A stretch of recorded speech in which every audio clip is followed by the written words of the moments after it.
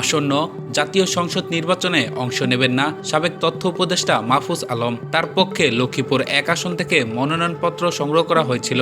নির্বাচনে অংশগ্রহণ না করার বিষয়টি আজ সোমবার বিবিসি বাংলাকে নিশ্চিত করেছেন মাহফুজ আলম নিজেই। তিনি বলেন, আমি তো শুরু থেকেই বলে আসছি যে নির্বাচন করব না। এ কারণে আমি সরকার থেকে সরে যেতে চাইনি।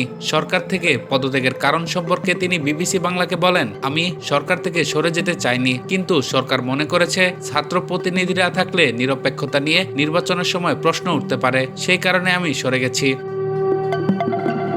কিন্তু নির্বাচন করব না সেটা আমার আগে থেকেই সিদ্ধান্ত ছিল। তবে মাহফুজ আলমের ভাই ও এনসিপি যুগ্ম আহ্বায়ক মাহবুব আলম ওই আসন থেকে আগেই মনোনয়নপত্র সংগ্রহ করেছিলেন। এ প্রসঙ্গে মাহফুজ আলম বিবিসি বাংলাকে বলেন, তিনি এনসিপির নেতা, তার নিজের সিদ্ধান্ত অনুযায়ী তিনি নির্বাচন করবেন। এই বিষয়ে আমার কিছু বলার নেই। এর আগে ফেসবুকে দেওয়া একটি ঘোষণায় মাহফুজ আলম বলেছিলেন, শুরু থেকে নাগরিক কমিটি ও এনসিপি গঠনে তিনি সম্পৃক্ত থাকলেও তিনি এই এনসিপি অংশ হচ্ছেন না। গত 10 ডিসেম্বর অন্তর্বর্তী সরকার থেকে পদত্যাগ করেন উপদেষ্টা আসিফ মাহমুদ ও মাহফুজ আলম।